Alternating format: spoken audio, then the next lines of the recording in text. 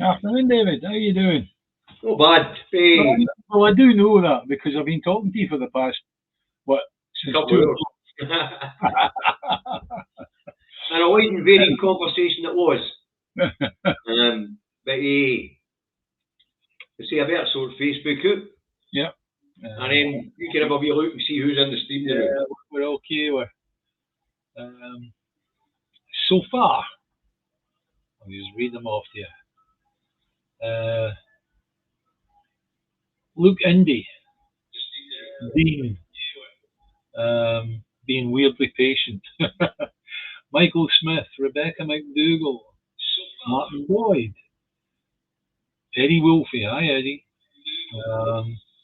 Wolf Pit. Thanks for your wee comment, Wolf Pit. I'm feeling a bit better. Ginger's is there, I know. Ginger's Giraffe, yep. She's on there straight away. Lorraine Hay, DJ Martin.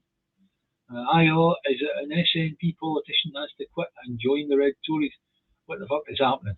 Is this a joke? It's the Blue Tories actually, but there's a bit of history to that, and we'll get to that. Malcolm Morrison, John Wardrop, Chris Fisher. Oh, Chris, you're letting us down. You're well into one.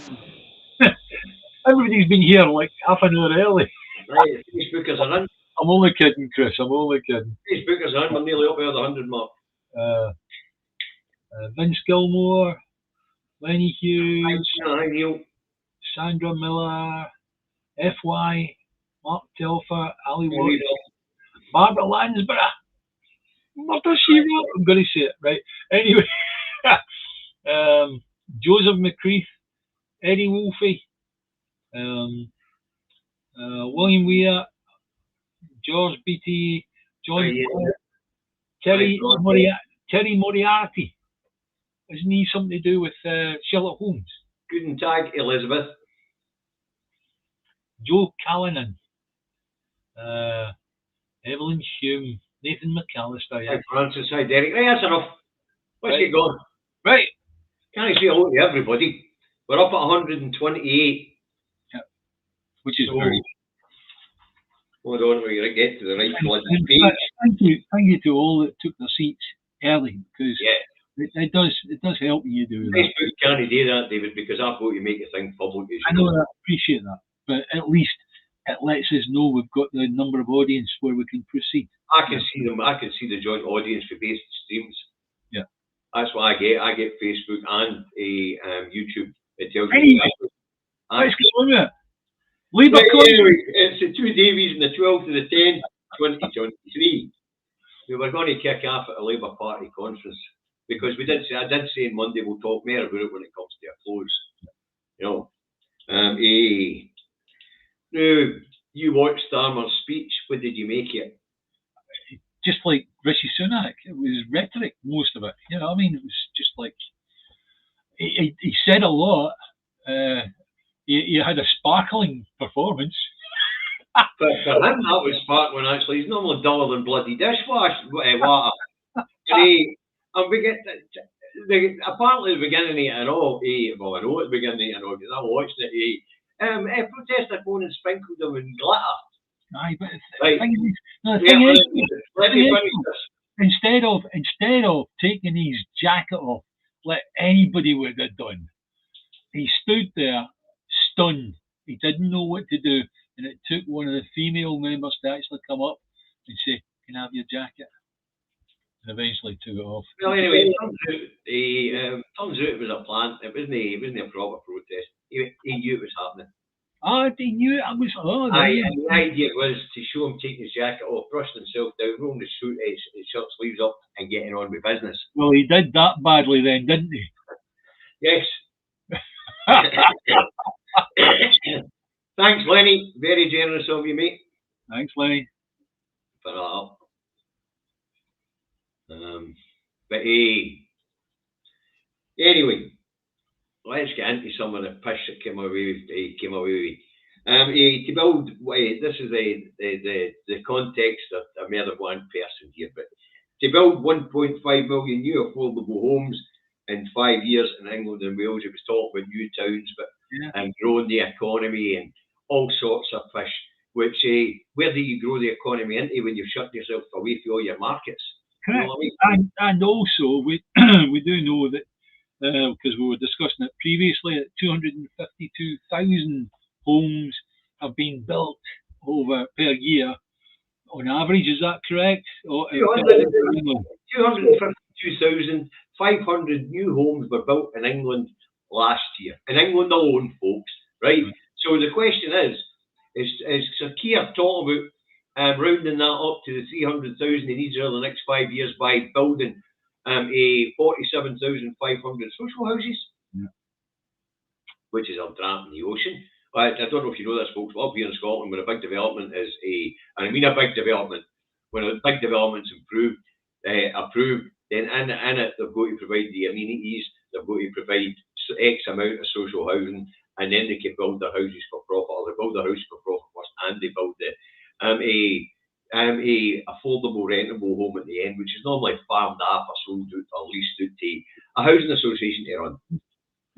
Right, but anyway, as Starmer talking about just building 47,500 additional homes on top of what's being built in England at the moment at 252,500, or is he talking about an additional 300,000 to go on top of that 252,500? No, David, he's definitely not talking about that. Why, David? What he'll do is he'll boost it up to 300,000, and that's it. Yeah, but why? Why can't he build another 300,000 on top of that? No money, no political direction to go that way, right? And that means also, being Labour, they would have some kind of a responsibility, according to the older Labour voters, that they would actually do that as social housing, and he's not going to do that. But what's also important is, there's no the capacity in the construction in England to build 500,000 homes. You can have, correction, you can have capacity if you want. You remember after we all know the stories about after the Second World War, a huge number of people were put to work building housing, right? And much more massive than we have now. And to be honest with you, the houses built at that time were good quality houses. I'm living in one. Yeah, but yeah, you can have the capacity. He's not going to create the capacity. He doesn't want that. I'm talking about the construction industry as it stands right now, because you got to remember, after the Second World War, there wasn't many other jobs kicking about. All industry had been converted to a war machine, so that had all to be changed back. He's not the slightest bit interested in social housing. All he wants to do is create. There's another reason why he won't build 300,000. That's it. There's another reason why he won't build 300,000 on top of the 252,500 being built here in England already. And that is because homeowners in England would not vote Labour. Correct. Because if you flood the market with that many houses, then you get the housing market goes bust, especially if there's social housing. The housing market goes bust, and you and I are sitting on assets worth bugger all. Just to maybe give a bit of weight to that argument, right? Supposing that your back garden today, viewers, right, you dug a hole for a plant, and all of a sudden you struck gold, but it was the biggest lump of gold ever found, ever in the world, ever. That would go into the market. What would happen to the price of gold, do you think? Would it go up or would it go down? It would tumble. Yes. The other thing is, David, if you're going to find the biggest lump of gold, you better do it before you hit 1 metre under the surface of your house, because if it's more than 1 metre under the surface of your house, then the original landowner has the right to the minerals. Yes, that's right. And my original landowner would be the council. Yeah? Yeah. So there you go. Or whoever the council's, if you're like South Lanarkshire, where the land generally belongs to the Duke of Hamilton, then actually it's his fucking land. Because I don't know if you know this, people, but you actually pay a teeth to them through your council tax if you live in Lanarkshire. However, you do own the air up to 500 foot above. Yes, you do. Anyway, so the other reason why he's not going to flood the market with that many homes is because there would be a boom and bust in the housing market. People would be sitting there with no assets, and people, the older Tories in England, who all own their own houses, are looking at it and going, no fucking chance. Little do they know the actions of the Bank of England alone will see their property prices dropping. Aye, but this wouldn't just make them drop, it'd make them bloody worthless, especially if he's building 300,000 social houses a year. Yeah, I appreciate that. I mean, that if you imagine is the great argument, is all these houses that are rental properties that people have got. Do you feel that those houses that are rental properties that people might have as maybe part of their pension coming up? Chris, we'll get to that. Do you think they should be owned by the council rather than run by individual tenants? Yeah. Well, how would they in Glasgow Tenant Association run the housing?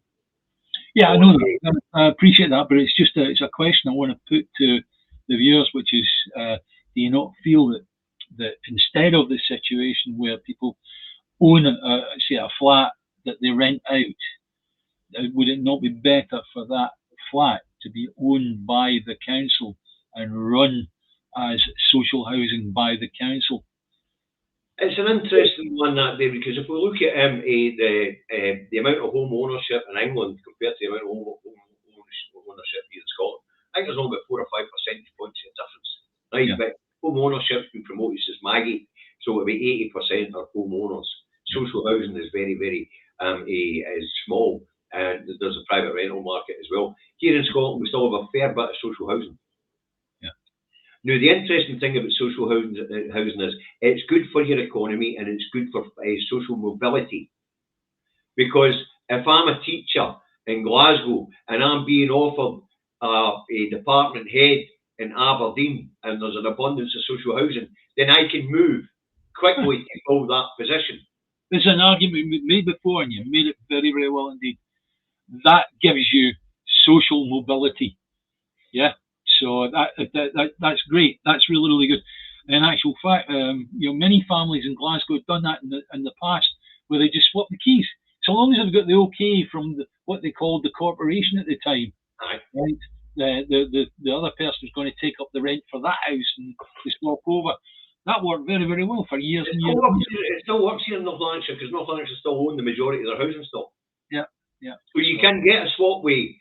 Say Sarah gets a job further afield, if I was in social housing, and it doesn't matter to me because I drive, right? Yeah. So it's only a few extra miles for me. But if there was maybe somebody in Bellshill and they were getting a job, say, in the industrial estate next to me, then we could still swap here in North Lanarkshire. We do need the council's permission, but we can do it. Yeah.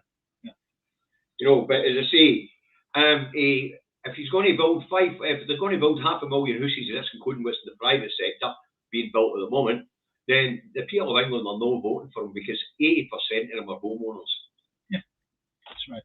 But will they all make the mental jump to think, hell, if he does that, that's going to reduce the price of my house? I would imagine most of them will, yes. I imagine most of them. I'm not sure of it. When I heard this, and I had to look into the housing market in England, and I did the sums, as you know, David, the first thing that came in my mind is, thank fuck I don't live in England because my house would be worthless. But what I'm saying is... But it goes back to what I also say about don't buy a house as an asset, buy it as somewhere to live. Yeah, would your average Joe in England have the ability to think that way forward? I don't know. No, they voted for Brexit, so really sometimes you wonder. Bad boy. Rosie McGregor sent me that We're Sorry Scotland, the two opera singers. Oh, yeah. You've seen it? Wonderful. Absolutely wonderful. Absolutely brilliant, wasn't it? Right, let's move on. Also, the Tory party conference, David, we had a talk of strengthening workers' rights, and we had a wee look at the list.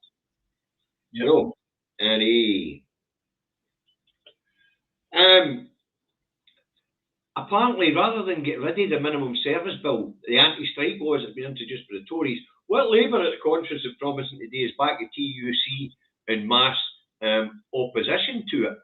But they're going to be in power. Why not just fucking repeal it? This tells you something, folks. They've got no intention of strengthening your workers' rights. Because why would they go into an agreement with the TUC to protest this bill? Rather knowing that they're going to get into government, just tell the TUC, we'll fucking get rid of this bill. Another interesting thing is that who was it who said, you can introduce a bill like that because employment rights are preserved, David, remember? What you have to remember is that Labour get into number 10. They inherit the rights that the Tory cabinet have given themselves. In other words, the Henry VIII powers, all that sort of thing, just be able to scribble something into non-existence by a statutory instrument, right? Off it goes. They could do it. They could do it dead easy, right? They could also get rid of the rape clause, all that sort of thing. Easy. Just scribble. There you are. Done. And it's done. That's what the reality is. If anybody from Labour tells you anything different, they are lying through their fucking teeth. Language, Timothy. We're getting through this one, no bad. I'm bad. What Bloody naughty state. Any more of your nonsense. This is a serious topical discussion show. Anyway, to get back to it, as I say, to agree with the TUC to oppose it, this when they're actually going to be in government and can just dump it, tells you that they're talking fish. Right, so let's move on to some of the other stuff.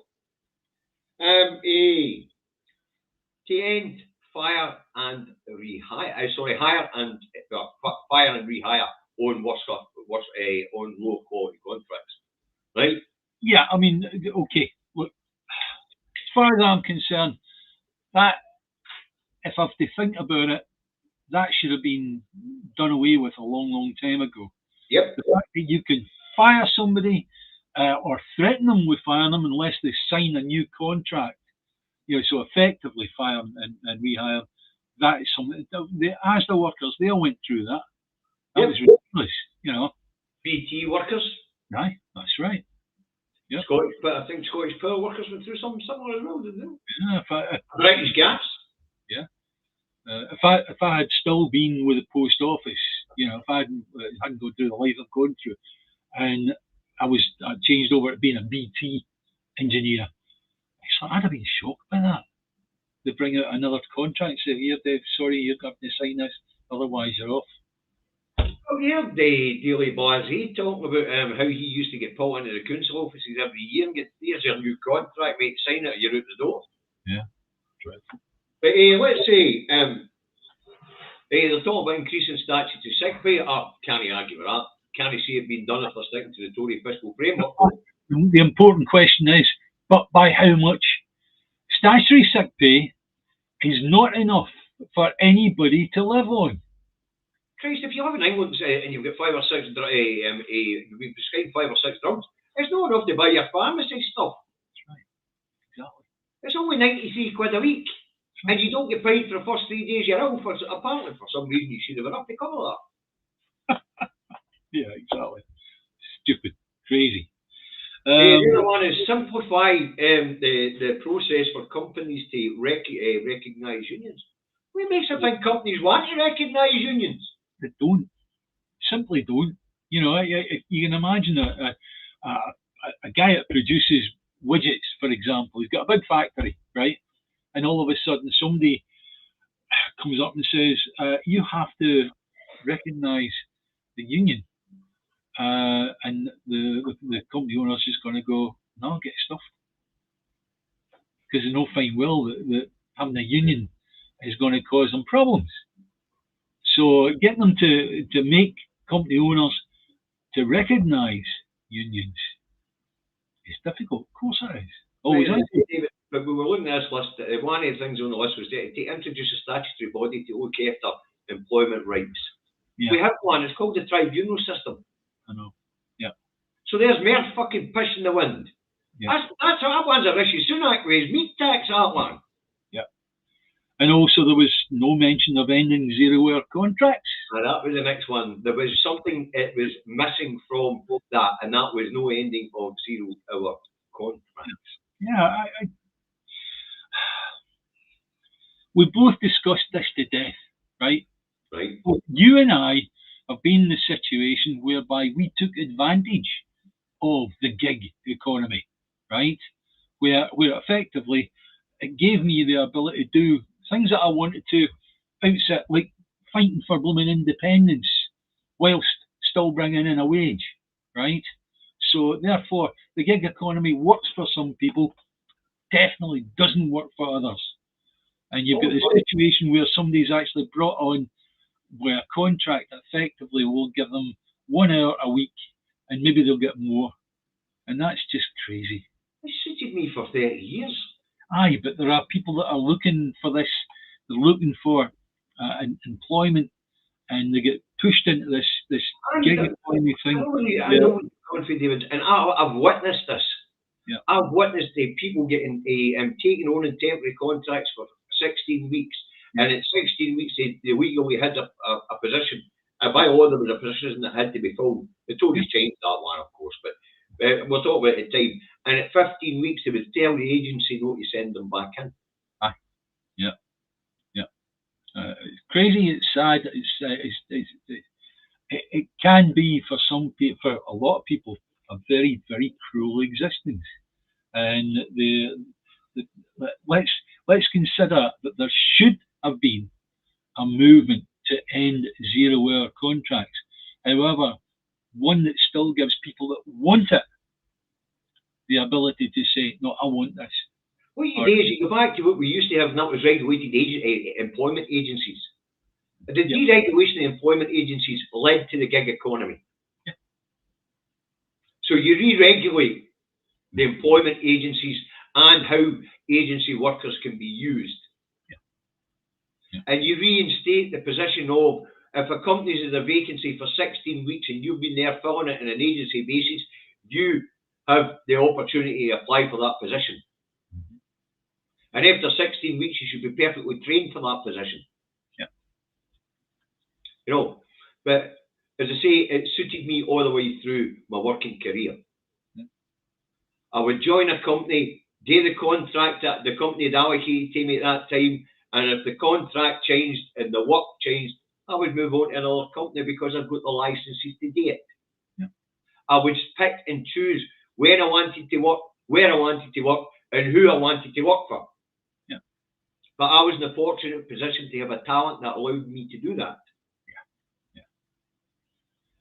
Yeah. Whereas a lot of people in the gig economy, as they now call it, was never called that before. It was always called always temporary work, and you did it through an agency. Mm-hmm. You know, the deregulation of how these agencies worked and the rights of agency workers is where we go to with the gig economy. Yeah, I mean, for my part, for example, I helped put in the hearing aid loop system at the Ritz Hotel in London, right? But that was just done where I wrote invoices from a company. So they were taking me on, even though I was just one person, mm-hmm. They took me on as a company, right? That's the way you do it, you know. But as I say, right. Oh, you know, I operated as a sole trader for years. Yeah.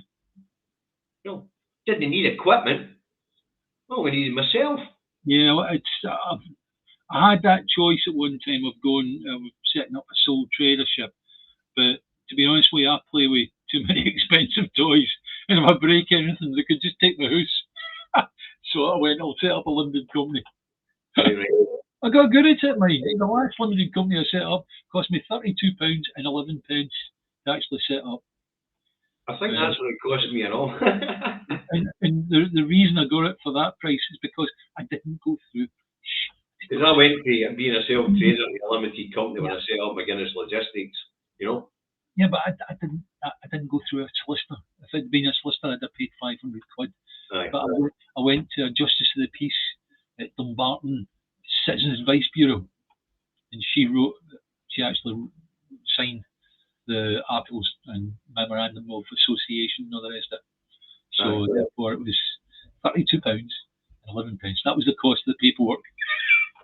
Yeah, I think I was the same, but there was an umbrella body there that provided us, that did the paperwork for us and things like that. I think we paid £32.50 for doing the job, like, you know. Yep. No. And back then I wasn't earning enough as a limited company. You need to be VAT registered. That's all changed now. Now I need to be VAT registered, you know. That's right. But as you and I know, doing through the years, the laws on these things have changed. But anyway, as I say, it was interesting that the gig economy and the 0 hours contracts didn't get a mention. Yeah. And there's a reason for that, because Starmer's quoting big business. Big business like the idea that they can just get rid of people when there's a slow period of time. And if they're no way you long enough, you're not due them sick pay, you're not due them holiday pay, nothing. You know. Well, at the moment, all I can see from the Labour conference and what I've seen, looking at what I've seen, is I have seen a party that is not fit for government, right? A leader and all the other people that were really just, it was mostly rhetoric, right? And all they're trying to do is not stir up the waters that would possibly see them knocked out at the general election. Well, at the end, we'll get to what a couple of people have said about this, right? But next, we need to move on to Rachel Reeves. And apparently, she's going to use an accountancy trick that's not used at the moment to allow mass borrowing by the Labour Party. Which she's going to do is she's going to value public assets and write them off against liabilities. Now, people, if you don't know what that actually means, it means they're going to sell off what little's left. Or there's another one. Genesis had a good thing. Selling Scotland by the pound. As I say, I mean, this is a language that they're using openly in front of people who are left-wing, and they don't seem to understand what's being said to them. Yeah. She is going to write off public debt against assets, which means you need to liquidate the assets, which means you need to sell the bloody assets. They really do treat the people as fucking stupid. And where do you think she's going to come first for those assets? She'll be looking at England and think, no, I can't do English NHS. We've already sold off the water. I know. Scottish water, Scottish NHS, you name it. Education system. Yes. Yep. Anyway. But the fact that the people down the road are listening to that and cheering it and having to get a fucking Scooby what it means, it's pretty scary, David. Yeah. All I can say, guys, is knife between the teeth. Because when you're about to get rammed up, you want something right hard on. Right, hey, enough. Right, okay. But let's get to what some of the real right-wing nut jobs down that road have got to say about the offering to the people from Labour. What did the Adam Smith Institute, the right-wing think tank, say, David? Oh, hang on a second, put it away. No, carry on. Give me that one.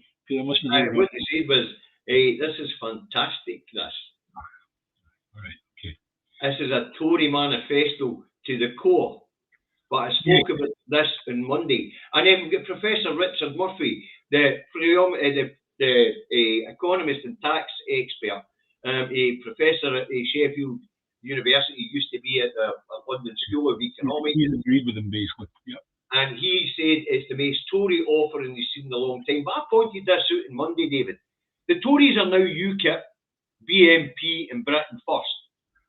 Labour, while they were becoming BNP, UKIP and Britain First, slipped into the Tory dressing room and stuck on the Tories' craze, which is something that the SNP would know about, because when they realised Labour were moving to the right under Tony Blair, they nipped in and picked up the left wing. Yeah. You know. And of course, the SNP are still left of centre. The red Tories are centre. And the blue Tories are way out there. Okay. Way out there. But we do know that the SNP are a broad church. We do know there are certain people that would fit into the Tory way of thinking very, very well indeed, right? There are some in the SNP. I think we need to be aware of that. And that. Why, well, we're moving on to Lisa Cameron. Yeah, Lisa Cameron maybe brings Lisa Cameron nicely into the conversation. What's your thoughts on it, David? She knew she was being deselected. The people in her constituency were not happy with her because she had voted against the SNP, especially on the GRR bill. Yeah. You know, she's one of the ones that were voted with voices.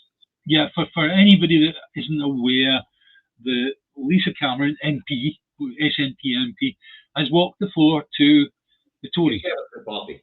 Yeah, and it's like, you know, let's give it its proper name, the Conservative and Unionist Party, right? So, but it's not unexpected, David. As you and I know, we've been in the party a long time. We're old enough to know that the SNP was a broad church, right, left, and centre. It's why they're made good policy. We do know that certain Tories want independence. Yep. Because, let's face it, for a lot of people that are in business, there'd be huge benefits for being independent. If you're a medium-sized enterprise here in Scotland, you'd be championing a bit for independence. Yep. You have the opportunity to become a big player on the international stage because you'll get better cooperation for the Scottish government, especially when you go back into Europe. Sorry, David. Dylan Kane, thank you very much, sir. Thank you, Dylan. Where is it, David? I'll put it up. It's on the YouTube feed. It'll be coming your way in a second. Yeah, it's there. Yeah. Thanks, Dylan. Nice to see you in your place as usual, young man.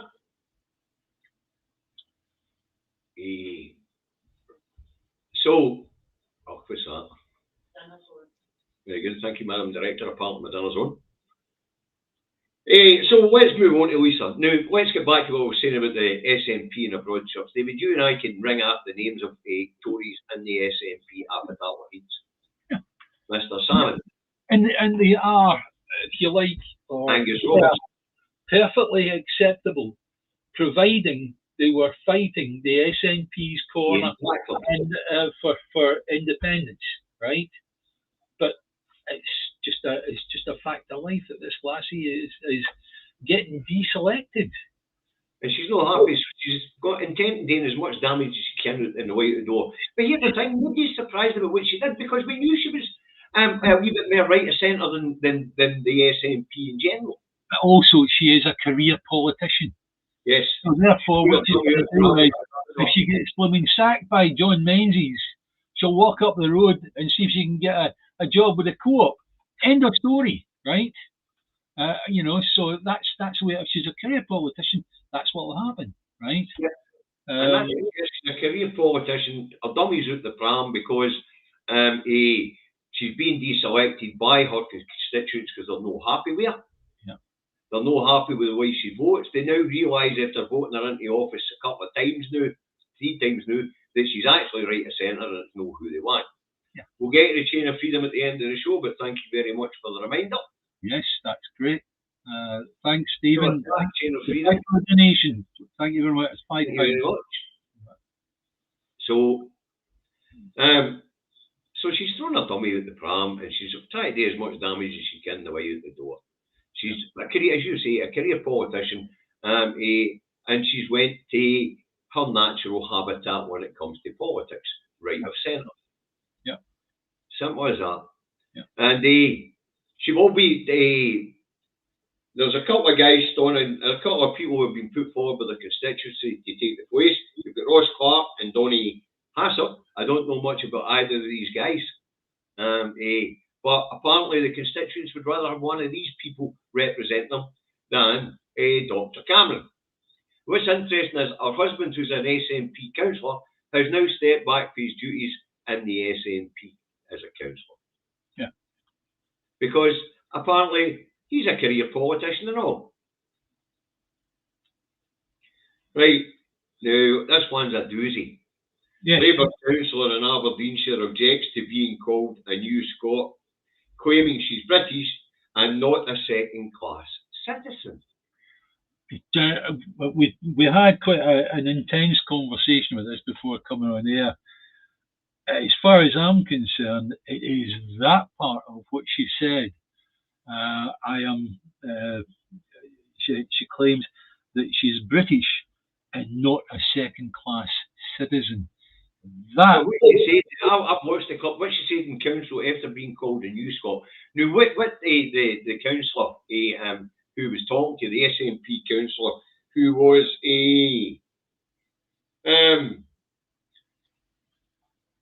Van Sweden, Karen Van Sweden, right? Yeah. Now, what she meant to say is, you're new to Scotland. Maybe you're not aware of the mitigating that's been grown here against Westminster policies. And she went on to say the bedroom tax, for example, we don't pay that here in Scotland. And at that point, the Tory councillor, Sri Lankan, a born person who's a British citizen, and her name is Dina Teresa, she said, and this is a word, she objected to be called a New Scot. She said, I'm a British citizen and not a second-class citizen. Now, all the stooshes about her being called a New Scot, surely the stooshes should be about her saying by her being a British citizen in Scotland, then her citizenship is somehow more important than being a Scottish citizen. Well, yeah, we've spent the last week on about Gaza, which we will bring in just shortly, but we both object to the apartheid system, and effectively, by saying such a thing, is effectively building an apartheid system. Before we move on to Palestine, now what this woman did is she also claimed she was being it was racist. The being called a New Scot was racist. Doesn't it work like that? Doesn't it work like that? It certainly doesn't. Yeah. But that's beside the point. What she said was, she's a British citizen, no a second-class citizen. So she's implying that Scots are second-class citizens. She would be correct. Yeah. Because after all, our democracy is being denied and trampled over. Yeah. Our assets are being stripped to no benefit of our people. Mm-hmm. And our democracy is being undermined by the Scotland office. Yeah. So we are second-class citizens, the real one being because our democracy doesn't stand. Yeah. When we vote in a pro-independence majority in the Scottish Parliament with a manifesto for another referendum. Hang on, Dave. Indy Scott Brian, $4.99. Thank you very much, Indy Scott Brian. Character applauding. So let's get back to this. We are actually in a situation where our rights are being denied. So she's right. We are second-class citizens. So she doesn't want to associate with us because we are second-class citizens. What she said was bloody colonial. Yeah. It was bloody true. Mm-hmm. And she was trying to place herself above us as a race being British. Yeah. Instead of Scottish. So wasn't it what the SNP councillor said? She is a New Scot. She's not been here that long. She's got a vested interest in Scotland. She's a Scot. That's the definition of a New Scot. Yeah. But she points out to the rest of us, oh, I'm British. I don't want to be one of you second-class bloody citizens. Which brings us nicely on to Palestine and Israel. In actual fact, no. You're right. This one's important. We don't dare miss this one. No, we do not. Scottish, the Welsh and Northern Irish governments discover that the UK government have been in secret trade talks, have been in trade talks, or in talks for a trade deal with the US, without actually telling the devolved administration to obtain it. And this is new. This is new. But you explain that. This is something that's happened just over the past week. Yep. We have to be absolutely sure about that. The fact the First Minister felt it's on the news that they had to read about it in the press that the UK were talking about lowering food standards in order to get a trade deal with the United States. Now, David, why is it they need to lower food standards? It's just to get the woman stuff that America normally produce is way below what we would recognise as blooming tolerable food standards. Especially it come from a country like Scotland, where our food standards are very, very high, and the stuff that we need, the Tories need to get in through the door, has to come from America because they ain't going to get it easily from anywhere else. Correct. That's it. When the World Trade Organization slaps Westminster and says, get these bloody checks in place, when the EU demand these checks are finally put in place, then we're in a big problem with food supply. Because right now, we're importing huge amounts of food from everywhere on the planet, we're not checking anything. Yeah. But goods coming in to the EU are not being checked at all. Yeah. But we're that desperate to get the food in that we haven't put these checks in place at all. Yeah. So they're desperate to get a trade deal, especially on agri-goods with America, before next April, when these checks have to be put in place. You know, just I shop in Aldi's all the time, right? But even in Aldi's, you've got to be careful what you find. You've got to be very discerning when you go to the veg or the fruit or whatever, because it can be off actually sitting on the shelf. You might not notice it. You might pick up a bag of stuff, a bag of pears or whatever, right? And there's one in the centre that's been rotten, you know. So. Well, we did it yesterday. We picked up 6 peaches and a nice wee net and a nice wee tray. Looked fine. Sarah and I had a look, give them a wee squeeze, make sure they weren't overripe or anything like that. Yeah. Absolutely perfect. And anyway, folks, Sarah picked up one of the gloves before she gave him a wee prod. And they looked perfect. Got them in, took them out of the bag to put in the bowl. 2 of them were rotten on one side. Yeah. Then had to wash the other 4. Yep. And then put them back in the tray. There is some wee bit of information to pass on to people regarding this. Certain fruits have got a ripening agent that is put on them before they start their journey, right? And certainly bananas have that. The best idea is you wash them before you put them in the fruit bowl, right? Because that ripening agent starts ripening everything that's already been ripening, you know. Anyway, the reason why the UK government was wanting to keep this information away from the devolved administration is because Scotland, Wales and Northern Ireland have got huge agri-food sectors. Yeah. England hasn't, and it's going to need food.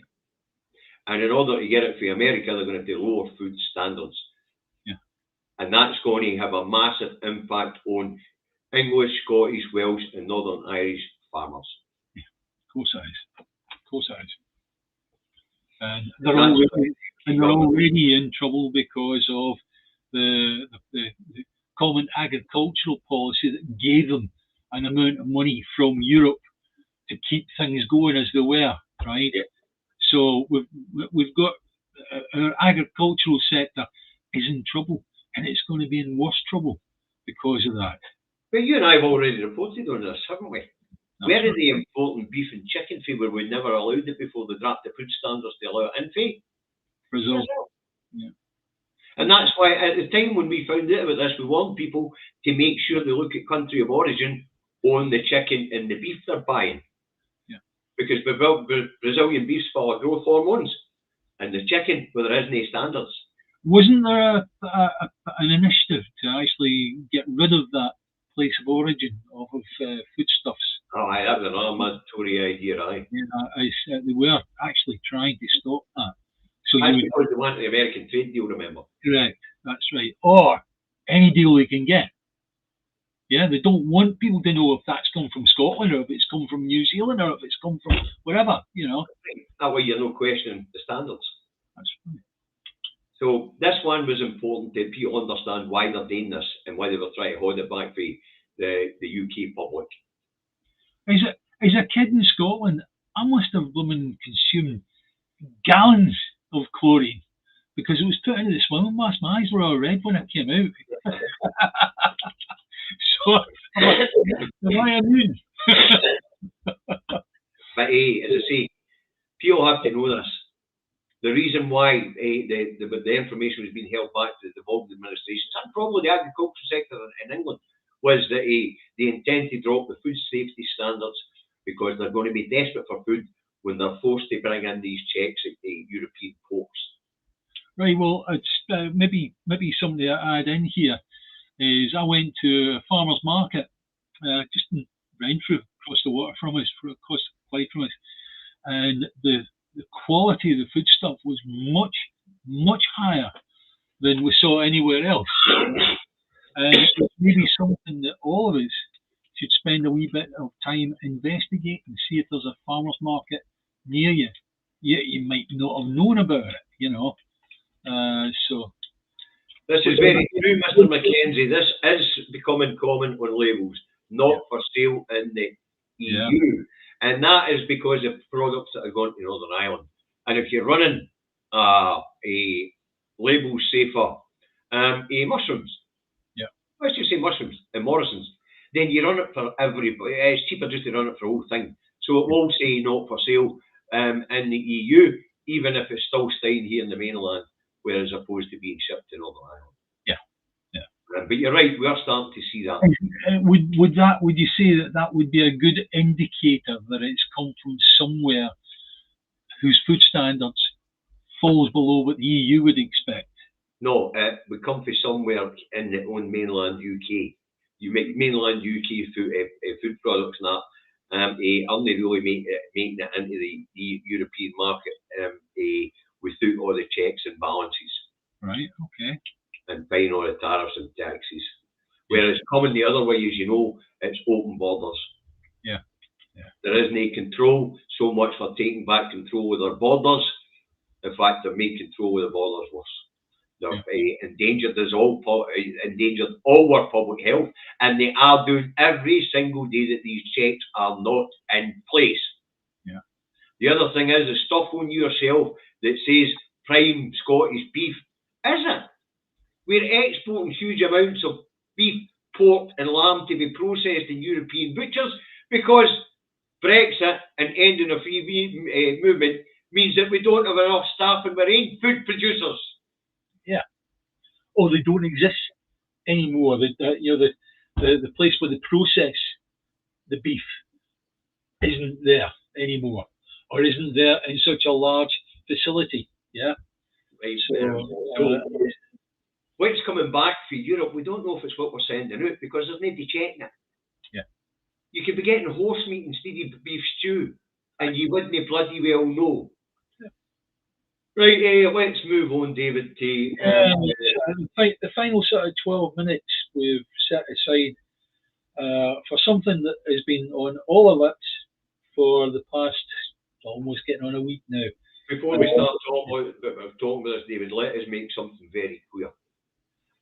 Before we go on to talk about it, we do not support terrorism in any form. That's right. And Hamas's actions, for some reason, don't make any sense. We don't understand them for reasons we'll get to. But they are not on. That's not on. You do not target non-combatants in any sort of conflict. That's against international law. That's why it's ruled as terrorism. You do not target non-combatants. Well, David, just whilst we're doing the support of what we do, right? Neither David nor I are anti-Semitic, right? In any way, shape or form, right? You have to understand that's the basis of it. What we're against is we're against any form of terrorism, and we're against any form of apartheid government. Yep. And the Israeli government have been called by Amnesty International, of all places, an apartheid government. And they've written several articles on it. And I've put up one of the articles on my own timeline that you can read, and they are spot on. They're right on the mark. However, what's happened is that Anthony Blinken has come from America today, and USA One, the big jumbo jet they've got, right? He's going to Israel to meet up with Netanyahu and Uncle Tom Cobbler and all whatever, right? And what he said is, you'll have the support of America, providing you stick with international law. International law is absolutely strict and straightforward. If you've got a situation where you need to attack an aggressor, you have to make sure that the people who are innocent and are not actors in that war are safe, they're protected. And at the moment, what I can see, I've been watching Al Jazeera and I've seen tanks lined up with the Israeli flags on their backside, and they're pounding away at Gaza City. And on the other half of the screen, it shows you where they've got a camera showing Gaza City, and the tanks are going bang, and off it goes. And then a few seconds later, it goes bang and takes out a building or whatever, right? Hey, before we get to that, David, let's stick to international law for a minute. Yeah. It's illegal under international law to dispute collective punishment. Yeah. Now, let's get to the facts, right? Israel does have a right to defend its citizens, but it doesn't have the right to punish the Palestinians as a people for the act of some Palestinian people. And that's what we talk about when we talk about non-combatants, people who are not involved in the conflict. Under international law, they must be protected. Now, also, wait a minute, David. The act that Hamas carried out was a bloody atrocity. It was an atrocity. There's no doubt about it. We have to try and get to before we go into what everybody else is saying. We're going to talk about this, right? Now we know that according to Egypt and their intelligence service, they warned Netanyahu this was going to happen. Yeah. Now we know that Mossad is probably the best intelligence agencies on the planet. Yeah. And we know that in any situation where you have a people who are oppressed, you will have within those ranks, you will have people buried from Mossad and things like that, right? So there is no chance that Israel didn't know that Hamas were about to strike. So the question you've got to ask yourself is, why did Netanyahu allow these people to be hurt when he was warned by Egypt? They made it clear that they warned them it was going to happen. And I have got no doubt that Mossad knew it was going to happen, right? So why was it allowed to happen? That's a question I would like answered. And I'm not a professional journalist. Yeah, okay. I'll hazard maybe a guess, if you like. Okay, and that is just a loose guess. Is that they've been wanting to do this for ever such a long time, right? And you get these people out of Palestine. Never mind just Gaza, Palestine, right? And they knew they were being called an apartheid government. But very important, they knew that the world's press was slowly but surely turning against Israel, right? David, I don't think that. Yeah, you're looking at the mainstream media of America, of Britain, and maybe of Australia, wherever, right? But other governments in the world are turning the other way, and certainly the press is. If you look at Al Jazeera right now, they are the polar opposite, right? So let's get that right. But maybe Netanyahu gerrymandered this because it gave him an excuse, and he was able to stand up and say, "We will take revenge on the people of Gaza." Simple as that. Well, we heard what their defence minister had to say. He called the people of Gaza human animals, right? But let's get to the truth of this, folks, because we have to wind the clock way back. 70 years ago, the State of Israel was created out of nowhere. Right? And right after it came into existence, maybe 10 years, they started colonising and expanding. Yeah.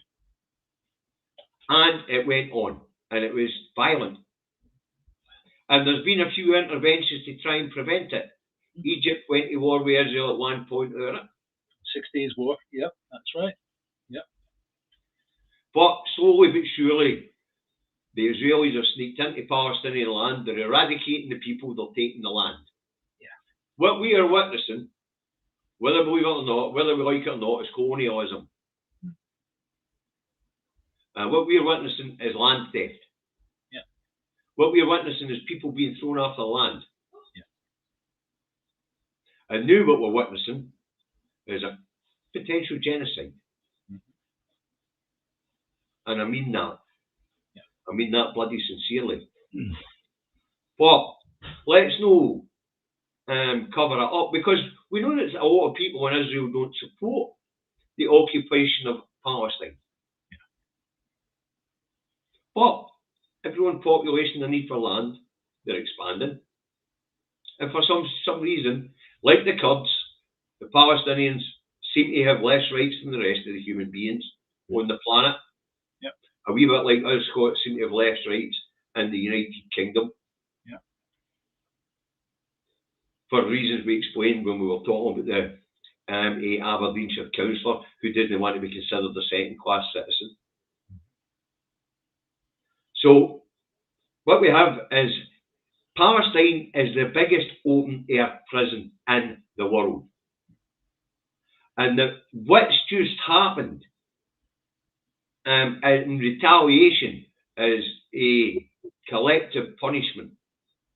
They have turned off the water because they control the water supply into Palestine. They've turned off the power.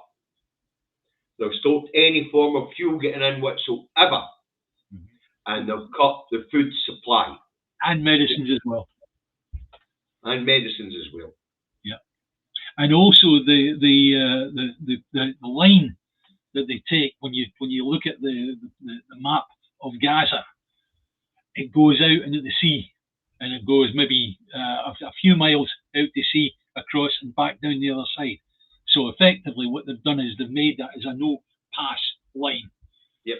And if you the Rafah crossing, Dave and I were discussing, sits to the south of the Gaza Strip, which is a strip of land 5 miles approximately by 30 miles, right? And the southern edge of it, it's actually borders with Egypt. And the Egyptian government have asked the Israelis not to block it or target that Rafah crossing, as it gives an escape route for civilians and a route for international aid. But the Israelis don't want that. And what they've been doing is they have been targeting the Rafah crossing, and they have created a siege. Simple as that. The other side of this that hasn't been discussed, and you won't see being put onto the mainstream media or any of the news channels, is that Hezbollah have also been targeting Israel from Lebanon. And they've been firing rockets over the heads of the Palestinians, right? But the Israel have been using their iron shield, which they can take out missiles, right? However, what they've been doing is been using that as an excuse to go further after Gaza. Now, let's get a look at how the mainstream media in the UK, the US, has been dealing with things. Funny, it's a wee bit different in Europe, but we'll get to that in a second. Right, what did you make of Biden's speech?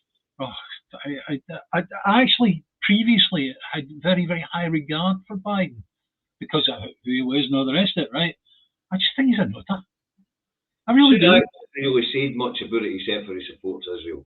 Starmer went a bit further in the news rounds, and he says I have the right to defend himself. When he was asked about cutting off power and things, I said, aye, they can do that. And then as a last minute, he forgot he's a human rights lawyer and went, oh, but only under international law. Yeah. I mean, just for starters, they've got an osmosis plant in Gaza, right? Doesn't produce enough water for everybody, but it does produce water from seawater, right? You switch off the power, you switch off that plant.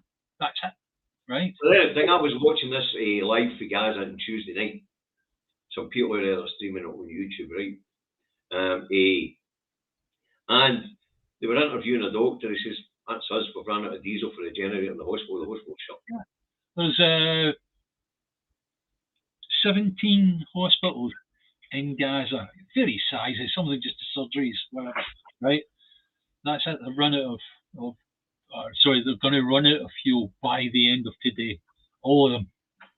Now, you can't get the stuff in for you, the Egyptian side, as we spoke about, and the reason for that is the most balanced politician I've seen talk about this in the whole of the UK, Navarra Media and Double Down News and things like that, have all said this, that the most balanced view is coming from Scotland. Yeah.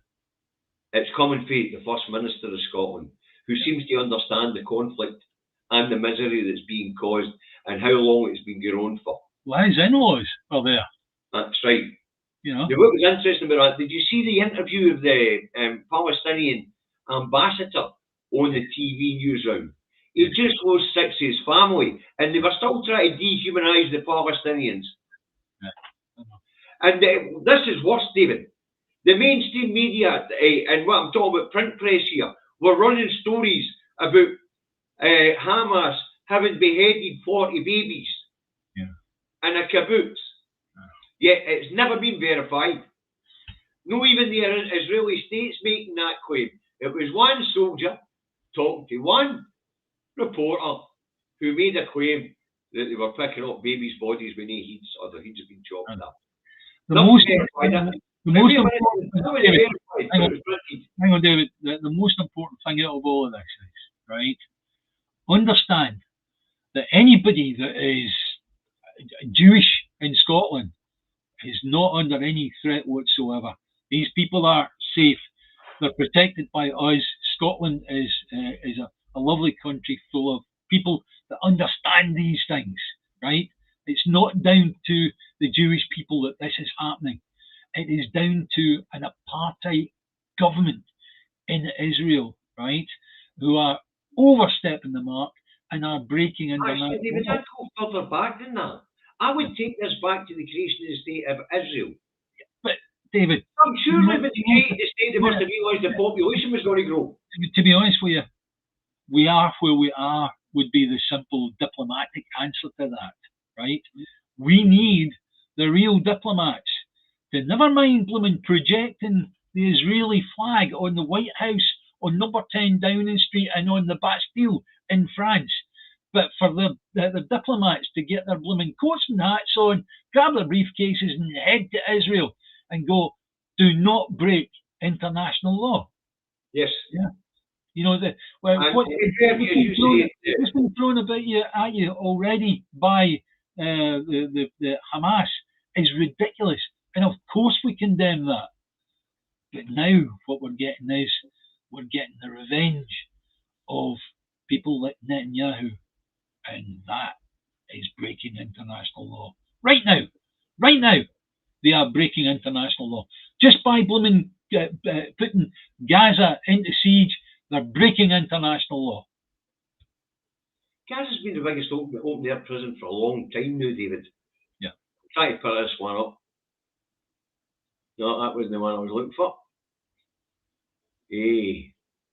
This one is asking, you agree with that, but why is the Western world not helping Palestine? Why is Israel more important? I really don't know. But what I do know is that there are two peoples in the world that I know of who are being treated as less than the rest of us. And of course, if you want to throw in Scotland because of the denial of democracy, you can do that as well. But the two people I'm talking about are the Palestinian people and the Kurds. All right?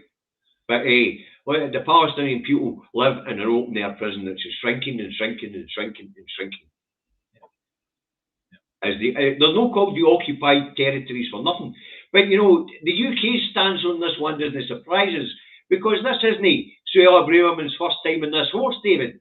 Because we spoke about the Public Bodies Overseas Procurement Bill, where they made it illegal for public bodies in the UK to boycott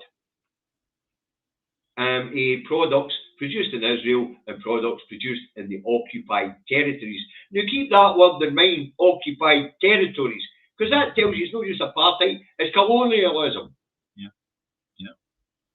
We've got people that have moved in and taken lands in Palestine.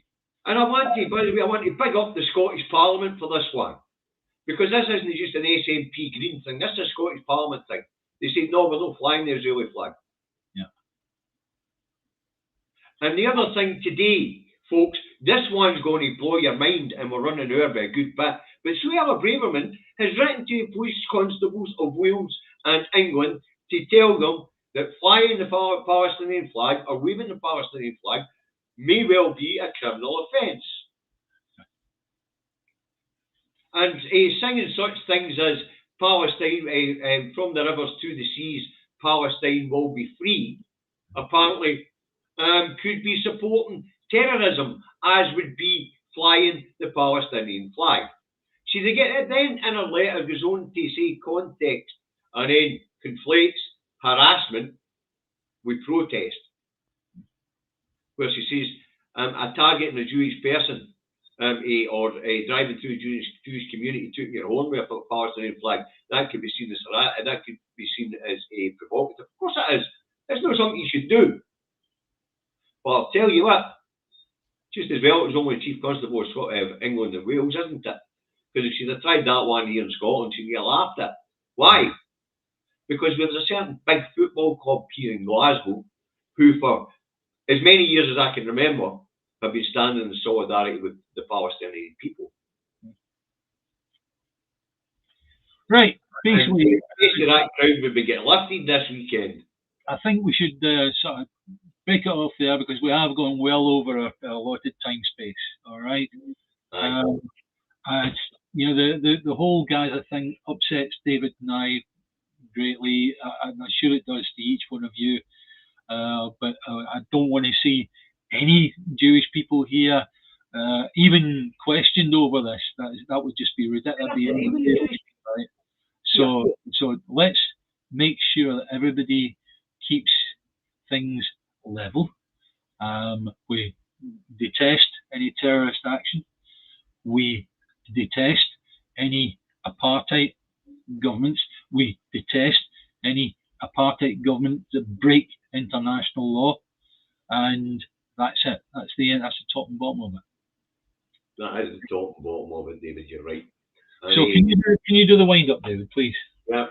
Don't forget, folks, when you're seeing this outrage in the press about somebody in Aberdeen should being called a new Scot rather than somebody saying you're new to Scotland, and then claiming that she didn't want to be a Scottish citizen, she wants to be a British citizen because she's not a second-class citizen.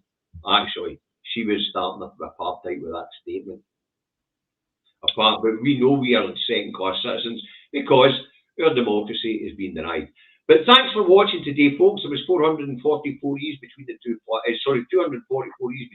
platforms, which is fantastic viewing figures. And right at the end, we'll still get 226 of you with us. Thanks very much. We appreciate it. Thanks for all the super chats.